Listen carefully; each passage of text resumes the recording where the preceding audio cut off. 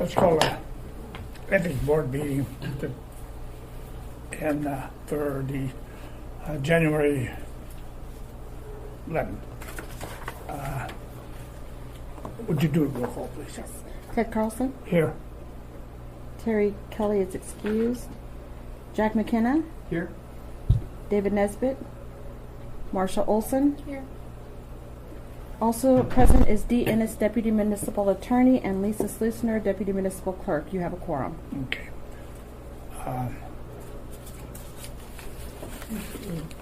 Look at the agenda, and I'll entertain a motion to approve the agenda.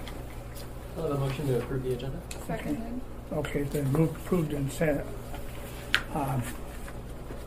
Should I change the agenda now? Yeah. Okay.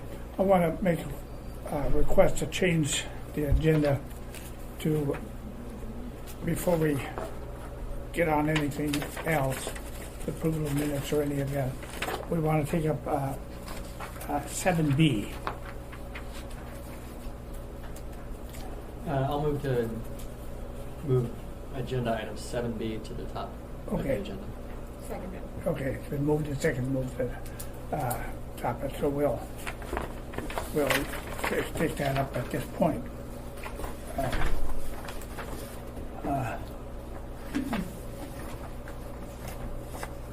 We have two people here. Would you state your full name? Sure. I'm Julie Raymond Jacobian. I live in Girdwood. Okay. Would you mind if I do this? Sure. Please, thank you. Yeah. Why don't you, the two Yeah, of you why don't move you up to guys the move table? up to the Oh, table? okay, sure. And then, I'm sorry. You've got my keys. Lisa's gonna I'm Brendan Raymond Jacobian from Girdwood. Okay, you both, are you on the board of Goodwood or just residents? We're residents. Just residents? Yeah. You're not on the board of supervisors? We're not on the board of supervisors. Okay. You know what we're taking up at this point. Would you like to make a statement? Start. Or would, I could make a state. Yeah, I guess I could say something, and maybe some of this will just be incorporated in what you're already saying. right, And but, yeah, okay, if that- you make a statement. sure. Can I Excuse ask you, me. Ted? Yeah. I mean, if you've really laid out a lot of information in this longer email, I Yeah. mean, I assume that this is sort of what you're relying on versus us asking the average citizen to come here and make a presentation. Sure. Yeah. Yeah. But if you, Ted, if you want to say something extra, but I think we'll be going right through your email. Yeah, you don't. We've read the Okay. information. We're reading Your the name email. is Brendan. Brandon? Yes. Julie. Okay. You got those. Okay, go ahead. Oh, well, maybe I should just wait then. Yeah, because I don't want to just be redundant. So I can just wait. So I'm not, Okay. Okay. wasting your time. Did you want to make anything? That's okay, thank you. I'll wait. Okay. At this point, I'd like to turn this over to Jack and let you. I think that we certainly appreciate, I mean, you guys obviously put a lot of thought into this and listened to the records from last hearing, and so we certainly appreciate the input. And so I think that the way I'd like to start off is sort of explain the two processes that we generally have items come in front of us, and then see which direction you want to go. Sure. So the two ways generally that we end up with facts being brought to us, and then we end up writing opinions based on them, are either in the advisory opinion path or down the complaint path. And so for the advisory opinion path, usually what happens is someone comes to us, some sort of municipal employee or elected official, and they say, here's some facts, here's kind of what we know. Can you give us an opinion based on that? And usually then, based on those opinions as we have been given them, or those facts, we can then write an advisory opinion that allows them to move forward, and they get some shelter from that advisory opinion because they've gotten covered from the Board of Ethics. It's a pretty limited path as far as usually there's not fact-finding that goes out where we take testimony from various people and go down the road of, usually it's kind of confined to this is what we were told, here's what this is the umbrella you get protection under if these are the facts as they are. If we go into a realm of where we take additional testimony and we kind of start making determinations and fact findings based on competing evidence, that looks more like our complaint realm. And there's a procedure that we go through to have that, and we are equipped to handle situations where that happens. And so I think it's clear from your email that you're not filing a complaint, and I'm not asking you this or saying you should discourage you from doing that, but I just want to explain the two procedures that we're trying to do. I appreciate it. And I definitely also appreciate, we're always happy that there's interest Sure. in the board, and we really do strive to make sure that we have a municipality where the code of ethics are followed. Sure. But, you know, we're constrained also within that code. You know, we've got our definitions, and we have to make sure that everything falls into those boxes. And so, is there... Can I say, one of the things we brought out was, it seemed that we were addressing mostly Mike Edgington, is that his last name? His comments, well, that's because they're the ones who filed a request for advisory. So that frames our what we look at. And so that's how that happened. Now, whether, obviously we're going to look at additional information, but just, that's how, because that comes to us, we say, oh, okay. Sure. I think our main concern on that avenue was just that in the original email we sent to Kyle, which actually to the GBOS in the request, which Kyle forwarded, which brought this process up. We didn't see that, but my understanding was that they were trying to get an opinion which sort of more broadly covered, and we felt that we were concerned that that's what we sort of thought they came in with, which was sort of, can you look at all of these issues to a certain extent so that we can basically competently respond to us. And we felt like one of the concerns, not sort of to the meat of the matter of organizational membership, but was that we felt like it sort of got narrowed almost immediately just by one supervisor's sort of concerns to the lower threshold issue, which our concern was, will the advisory opinion actually be able to enable them to respond to the broader questions that we asked, as opposed to just sort of a reframing to a lower threshold issue, which is good to know. For sure, we would love to know that opinion as well, but that was our main concern in terms of the frame issue. And I think part of it, the ethics board is really looking at conflicts of interest. So Sure. how much of this other structural stuff we can really address, I'm not sure. Sure. Again, Jack was sort of taking the lead, which is why we've asked him to go through your email. And that's why, at the meeting, if you read the request for advisory opinion, We didn't know Um, it made it available to us. essentially it's very short. It just says, can we talk about these issues? Right. And then it was attached with your email. Okay. And so that's why also at the meeting, I especially was trying to get some information from them, like, what are your actual questions? What are you asking us to do? And it sounded to me, and I narrowed it down to two, and it said that that's what they wanted. Was the first was, when do they just have to disclose a conflict of interest, Right. which is a private interest or a financial interest? Right. And that's a threshold question, and I think it's important what you're saying. And then the second question is, under the facts that they had given us, did they have a private interest or a financial interest? Mhm. And that seemed to, it didn't go point by point to the email, Sure. but it also, it was a question that I felt we were equipped to answer. Uh-huh. Whereas if we, without you present to talk about the email and then them present to talk about the email, that we didn't have a situation where we could go through the facts of everything in there and weigh in on it. And we weren't equipped to do some fact finding, weigh competing contentions, and then do it. So that seemed like the cleanest way for us to give them a product that had some value that was also within our capabilities. To sort of focus on the first thing. So focus on the first and the second. Oh, okay. So we did have, and we'll, at some point we are going to talk about a draft decision that I've written, Sure. but for that we'll go into deliberative session just because it's a board internal discussion. Oh, okay. And that's off the record. I don't remember when you listened, we went into a deliberative session Right. to talk about things. And, Yeah. and that exists because, people need to be able to talk about things freely Right. to them so that the board can have an opinion that actually has some value to it. And that the people can't go back to the record and say, well, one person said X, why not that? So it's pretty Making standard. sausage. Yeah. Sure. But the opinion does address, I can tell you now, or at least what I said at the end of the hearing when I was talking to the requester here was, these are the two questions we're going to answer for you. Right. Is one, when do you have to disclose a private interest or a financial interest? Right. And two, under the facts you've told us, Right. at least as we know them now, does that constitute a private or financial interest? And so that's really the meat of what we're going to provide. Okay. And you did have a lot of written input as to the private or something interest in the membership. Mhm. And I think that's where you can really provide more information. Right. I mean, Yeah. I'm interrupting you. No, I appreciate it. But that's one that did jump out at me. I mean, that was part of the discussion last time, and that you had a lot to add to what you thought about the membership benefits, and because to us it seemed like everybody can be a member or not a member, and you can all use the trails or not use the trails. That we weren't seeing that much benefit from the membership. Sure. But if there's additional information we should consider, Sure. we might have trouble discussing like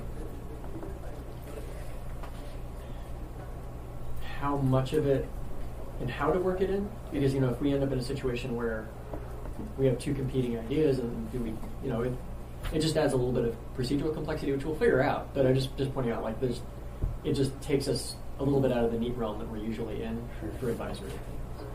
I think maybe one thing I would say, I've been thinking about this as we were sort of sitting there, Sure. and I wanted to sort of kind of boil down some of the membership. There's, the more details in there, but I guess in a way that I would say it sort of very succinctly, which is that I kind of feel like if there was an opinion that said, for example, and this is just me reading from what was maybe said last time, but that said that, organizational type membership, club type membership would be considered generally below a threshold for disclosure, I would personally, based on the things that I've laid out there and think about it, would not find that to be what I would consider like a very defensible or good position, because because of a variety of things. I think you can show clear downstream personal and private benefits that don't accrue to the general public, but can accrue to only particular segments of the public. Membership, for example, is not universally known, nor are the particular details of membership known. Part of that is because, say, for example, nonprofit activities are shielded from sort of public awareness in a way that public bodies that's not true for. And the actions of a group can actually be, like, as in this particular case lasted, it's still ongoing, it's been a couple of years, and so it can be a source of great controversy, which I think in itself is a sort of type of evidence of this isn't just, I'm not saying all organizational members, but certain activities and organizational memberships and the things that they do, advocacy, can lead to basically situations where it's Can rise to that level. yeah, it can rise to that level of, there are definite interests here that are involved. Some are served, some are definitely not served. People, and I guess I would say, it can just favor or harm of certain segments of the community, and then I guess there's also sort of the just general appearance of impropriety issues which can come up in these things. For example, and not to speak to the general or to the specifics of the case, but only in the way that specific examples highlight general principles. In this case, to us, membership in an organization which is also the applicant for a proposal, and especially on a controversial project, seems to be that a sort of thing where a common sense thing where a person would go, they're a member of the applicant. That could potentially be. That kind of has the sort of appearance of impropriety or concern. Can I ask you a question about Yeah. the project? Yeah. Sorry to interrupt. No, that's fine. Is GNSC the applicant on the project, or is Yes. it? Okay. Yeah. They brought the project first to the Trails Committee, and then it goes through Girdwood's process of Trails, Land Use, and then GBOS, and then HOV. beyond. But if they're the ones who created the So idea, that. yeah, they've But laid yeah, out the basically. alignment with Trails. They'll be getting the funding, they'll be doing the construction, they'll be managing it. They'll get the easement from HOB if they get it. Yeah. Oh, so they get the easement. Yes. Yeah, the assembly will have to approve the easement. So what's not in there is that they're at the applicant at the bottom of that whole thing. Yeah. Right. So they stand to gain so they literally get the trail, they become the fee owner of that trail? No. No, they No, don't. The they have- manager. Manager. It's kind of like they come up. It's like they have an easement contract Yeah. with HOB where they manage it. Right. They manage They're it allowed to maintain it and construct it and, to the specific type of Okay. specifications. Right. yeah. Okay, so it's not a property interest, it's really like a use management type thing. And those things can be, and I guess part of our point here is that those things can be controversial. For example, certain types of trails are built in certain ways. People don't want them in certain areas. You know, certain types of benefits accrue. You know, grooming. Some people like to groom. Some people don't want to be on groomed trails. The reason they like that area, for example, is, you know, what I'm saying. That there's, I'm not trying to get into the specifics, but it's There's not. different opinions. There's different opinions. It's not universally accruing. Sort of, in certain ways, it's actually deleterious to others. And I guess let's see. I guess I would just say that I don't think it can be universally known that organizational membership, like especially I think a controversial case really points it out, that like it can actually be, you know, the other way. It can appear like this, yeah, this could be a conflict. And I don't think it can be universally known that, say, that fell below a threshold. And that was what one big concern we had, is that an opinion would be coming out, which would be saying, because that I think is kind of jives with what Supervisor Edgington's view, I think, was that like we never disclosed this because we didn't think it even like sort of rose to the level of a threshold of something that we'd even disclose, let alone recuse or abstain. And our view is that we think there's a lot of reasons why it would actually, you couldn't have a universal view that organizational membership is below the threshold. And I think that sort of thing, you know, it's a case-by-case basis. It comes out. When does it come out? It comes out in disclosure and discussion. And it's actually pretty easy, you know. There are municipal bodies that have like a disclosure section. You just talk about it, and there you go. Like, it's not like this super onerous, you know, we're going to be dragged down for years talking about disclosures. You know? I guess I am concerned about the applicant. That if they're actually an applicant, that is different than a membership interest. The membership interest to us did, again, seem like a pretty low threshold. And of course, the group can have their own opinions about what they do, you know, what they want that group to do. But if they're the actual applicant, that concerns me. I think it would certainly be helpful to have more information on that than what if any interest they get in the land. I think that would be interesting to know. Mm-hmm. Sure. Well, it doesn't sound like an ownership interest. It's just a right to. I think I've worked on those contracts. Yeah, and that's all through HLB, so. And I'm not even sure they get any money or anything. There's some of the trail groups there have gotten money for different grooming activities. But they have actually, for one of the trail that they constructed that exists now, they received money from, I'm trying to remember now. I think there was a mayor's grant or something. at one There point. were a number of different grants. It was a very expensive project, and hundreds of thousands of dollars, and there was muni involvement in that, as well as private involvement, resort, Alaska resort involvement, as well as private Yeah, and like membership. if I remember correctly, although I might not, but I think you'd have to ask HLB about this, but I do think that they have some sort of process where it's kind of like they almost sort of convey it below market value, because they say it's sort of like a judgment of what they're giving it for,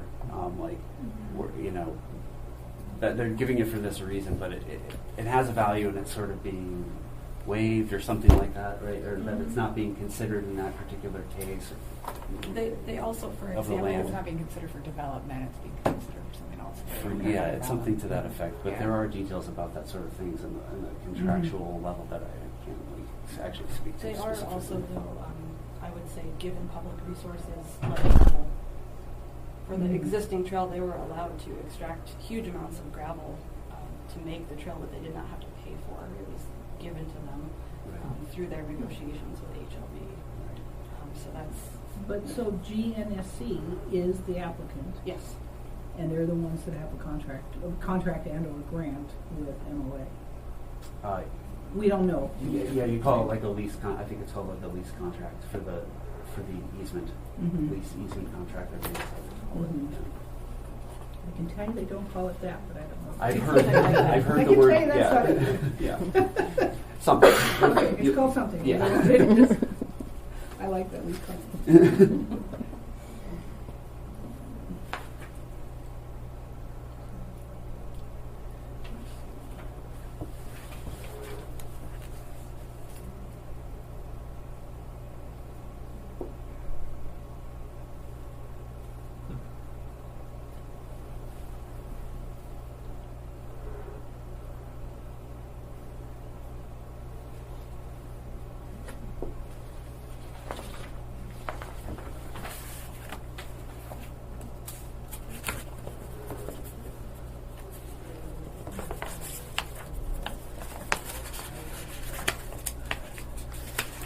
Ted, do you have any questions? No, I just. Were you at the September meeting of Board of Supervisors? Yes, I believe Okay. so, yes. And the way I read the minutes is that it was brought up at that meeting, and then it was tabled. No vote taken. Do you have the minutes? Could I Yeah. look at them? Sorry. Yeah. Some of the meetings have started to blend together. September 17th. And there was no meeting under new business requirement. Oh, sure. Can you pass that to Jack? There's another copy of those One both more. sets of minutes. This is- Oh, this is old business, okay. They're two different There's sets. new business, yeah. So there's the September. And bury them. I think that the email said that it was in There public was- comment for there the was September. No meeting in October. Oh, I see what happened is, yeah,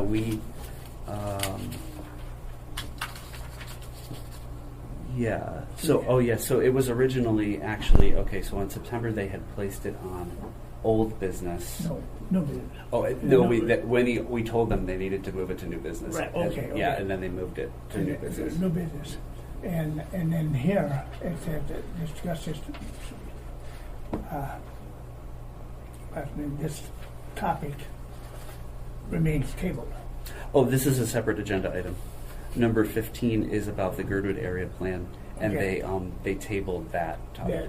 They didn't discuss the trails It's at all not at related that to meeting. this topic. This one is not related Okay, to this. they They did discuss this at the September. They did discuss Right. the trail at the September Right. meeting. Yes. Okay, Yeah. but this one had nothing to do with the trail. No, that one's Yeah. totally separate. Okay. Yep. In conclusion,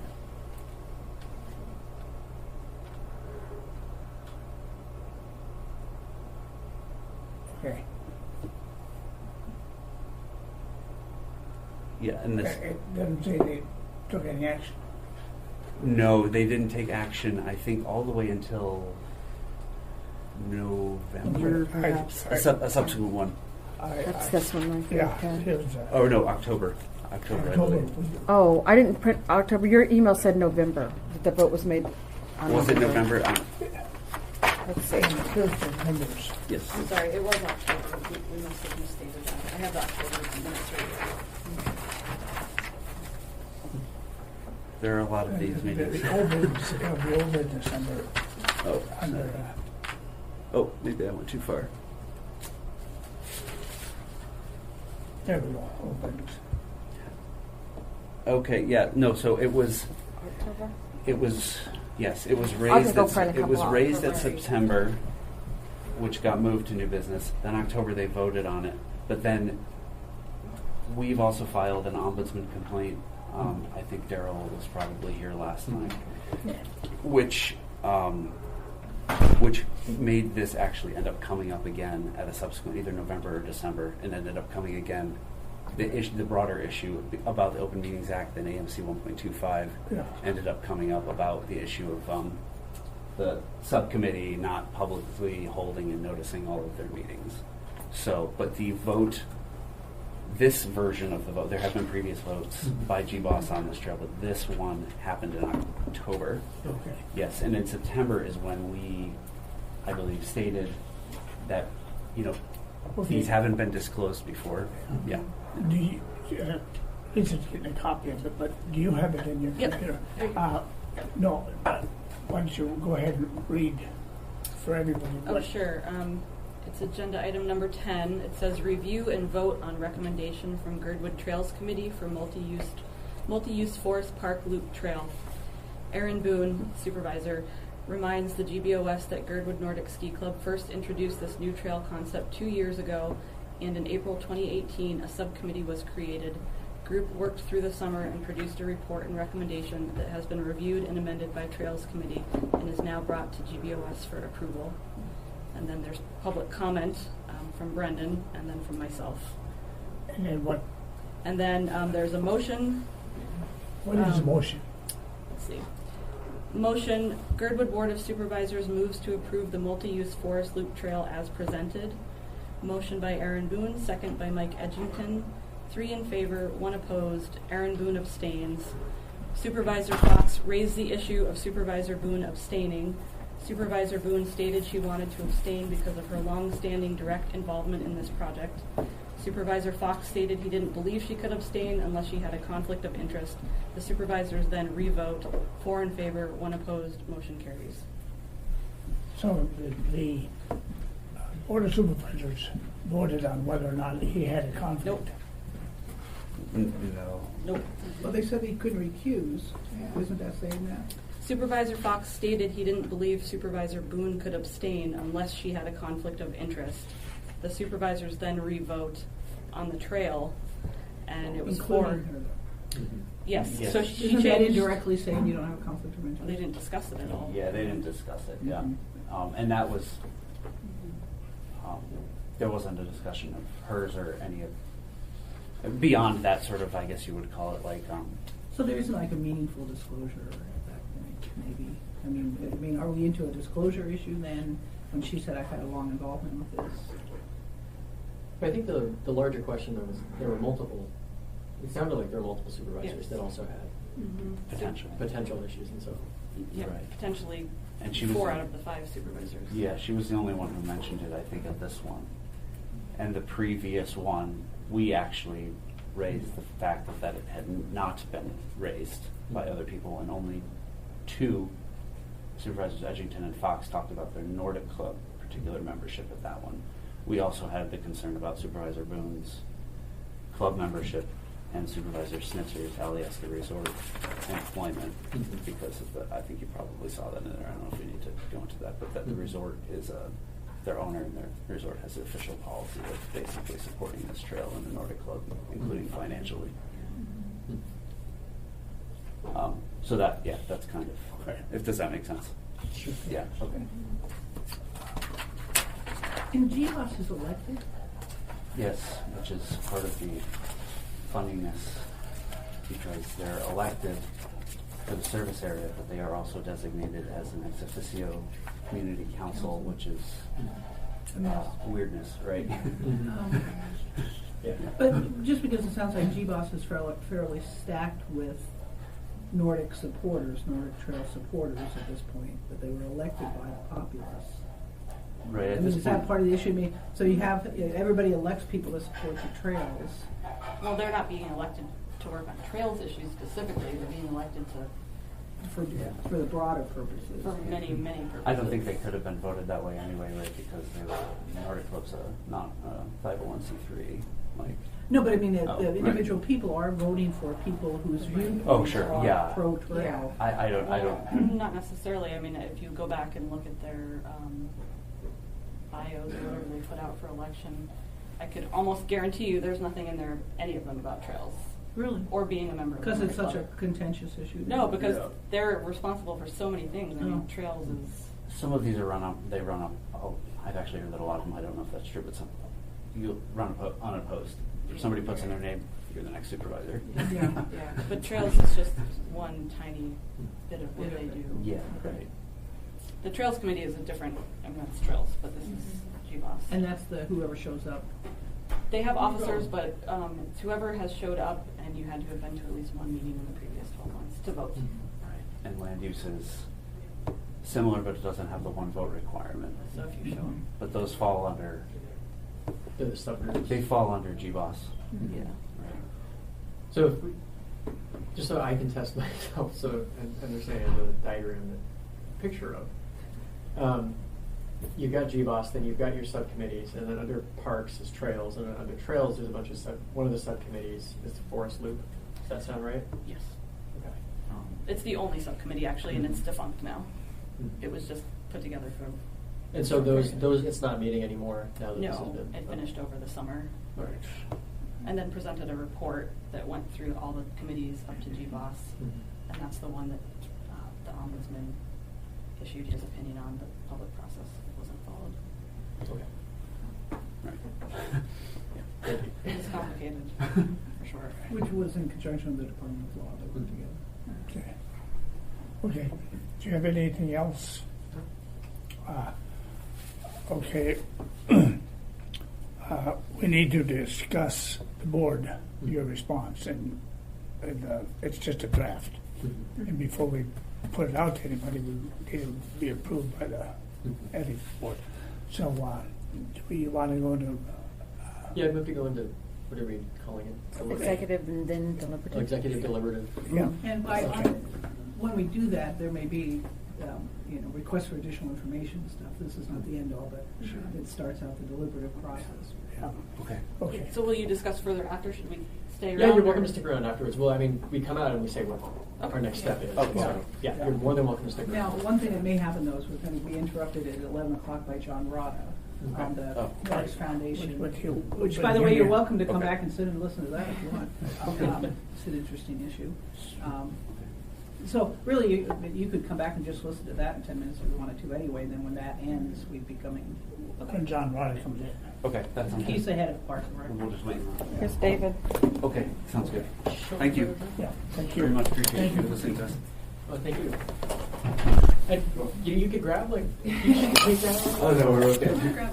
Let's put David over here. If John's coming down and then. I guess Oh, I'm not gonna turn make it yourself a off. plate. Please make yourself a plate. Take that, Yeah, you that's go. good.